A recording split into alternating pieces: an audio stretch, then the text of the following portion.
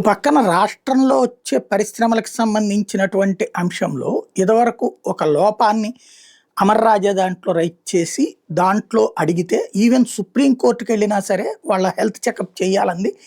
కార్మిక సంఘాలకి సంబంధించినటువంటి నిబంధనలు పాటించాలంది. అందులో ప్రభుత్వాన్ని తప్పుబట్టల.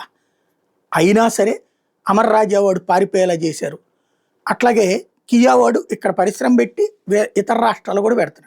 గోరంట్ల మాధవ్ చేసిందని ఎవడూ సమర్థించడు. ఆ రాయడం అనేటటువంటి దిక్కుమాల పని. బట్ అది పారిపోతోంది అన్నటువంటిది రాసుకొచ్చారు.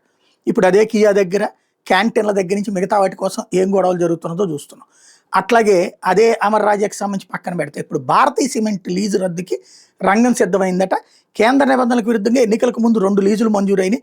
ఏసీసీ, రామ్కో సిమెంట్స్ కూడా ఎట్లాగే లీజులు కేటాయించారు.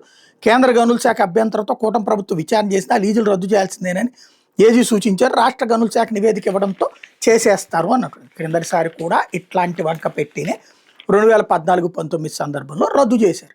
ఆ తర్వాత భారతీయ సిమెంట్స్ కోర్టుకు పోతే దాని మీద రద్దుని కొట్టేసింది న్యాయస్థానం. అది ఇవ్వమని చెప్పి ఆదేశించింది. ఆ ఆదేశాలకు అనుగుణంగానే జగన్ వచ్చాక మళ్ళీ లీజులకి ఇచ్చుకున్నారు. వాళ్ళదే నో డౌట్ అందులో. ఇంకోటి, ఇప్పుడు పరిశ్రమలు పారిపోవట్లేదా? ఇది పరిశ్రమలు వేధించడం కదా, ఇది పారిశ్రామికవేత్తలు వేధించడం కదా. ఇప్పుడు 3 రకాలైన సిమెంట్ కంపెనీలు, ఏసీసీ, రామ్కో, అలాగే భారతీయ సిమెంట్, వీటిని పారిపోయేలా చేయడం కదా. ఇప్పుడు మొన్న దాని పేరేంటది, పొల్యూషన్ వస్తుంది అని చెప్పేసి అదాని వాళ్ళకి సంబంధించినటువంటి అంబుజా సిమెంట్ దాని మీద పెద్ద రచ్చ నడిచింది.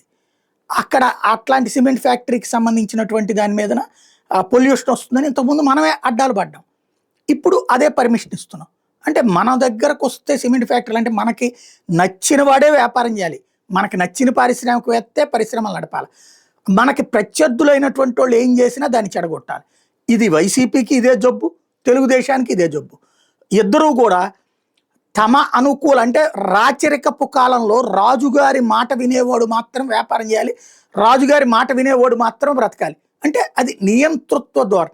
అదే కదా ఇప్పుడు ప్రజాస్వామ్య నియంతృత్వాన్ని తీసుకొస్తూ దీన్ని సమర్థించుకొస్తూ బాకాలు ఊదేటటువంటి మీడియాలను అడ్డం పెట్టుకుని తప్పుని ఒప్పుగా, ఒప్పుని తప్పుగా చేసే నీచాతి నీచ జర్నలిజాలతో నడుపుకొస్తున్నది.